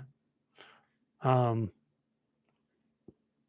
other thing though, I will say, a different angle on this, definitely consider some kind of energy management strategy like TRE. That's a very direct way to offload trauma. I would consider that as well. But yeah, not uncommon that we do a good amount of shadow work for a handful of years after awakening. Sometimes before.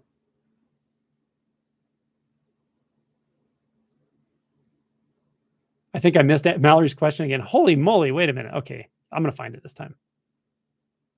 I feel like I was seeing every question, but it's a little tricky though, because what'll happen is when I talk a long time and a lot of questions go below where I'm scrolling, then when I scroll a little bit, it scrolls a lot and it's hard to.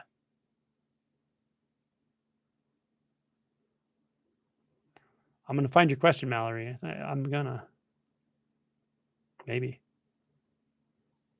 I swear I didn't even see it. Okay. Perhaps my share was inappropriate. That's one Mallory.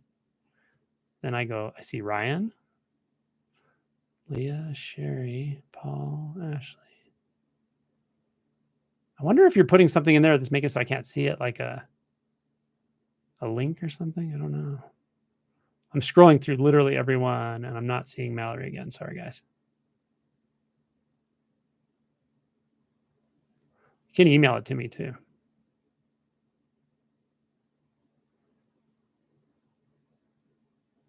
Okay, wasn't meant to be. So I scrolled up all the way up and all the way down. I saw both of your comments, but I don't see anything in the middle that says a question. Sorry. Don't know what's happening there. Kevin, seemingly endless amount. Okay, we did that. Rupert Spira is online. Okay, cool. That's his retreat is online. Sarnish, I found awakening to be an acute expansion, but not an immediate understanding that my identity was changing. Okay. Did something in your fundamental basic experience changed? Yes, I would expect that would be the case. Now a grateful unfolding. I understand now awakening chose me and life is in charge. Yeah, that's it, right?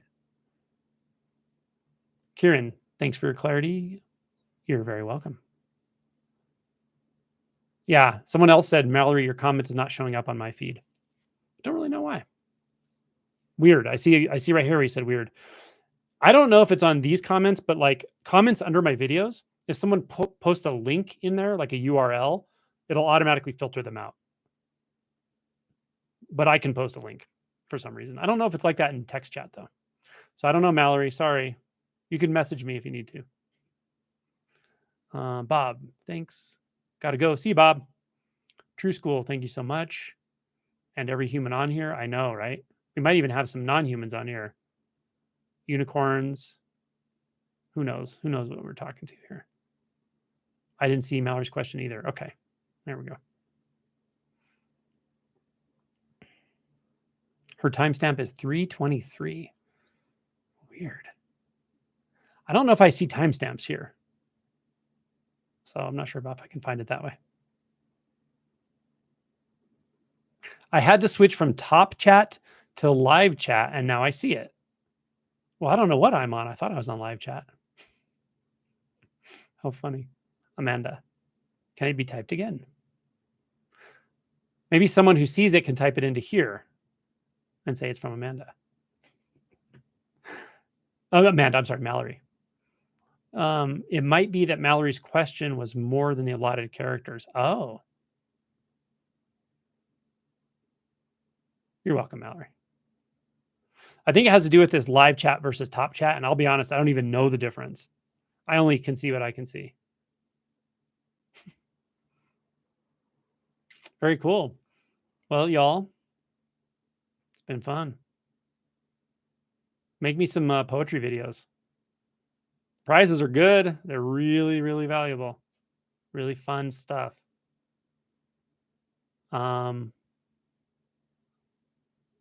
Online retreat, I'm not sure when I'm going to have the next one, but I will have another one probably by the end of the year. I'm thinking maybe December-ish, but I'm not for sure.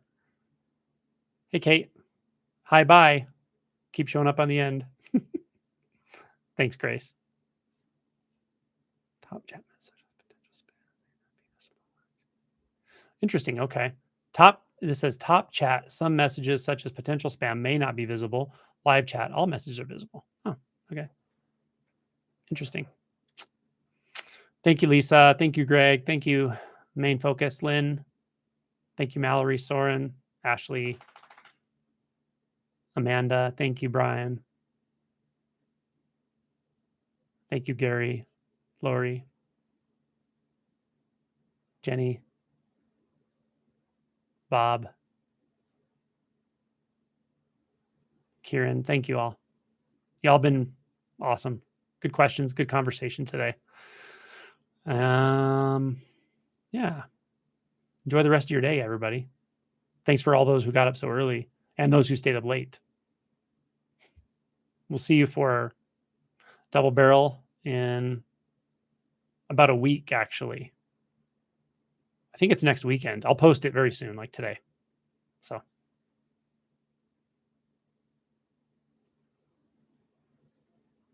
thank you, Rachel. Good night. All the hearts. I love all the hearts. Anu, thank you. You're welcome. Dankeschön. Sinar, thank you. Janelle, good night. Good night, Brent. Good night, Brent. Brent French.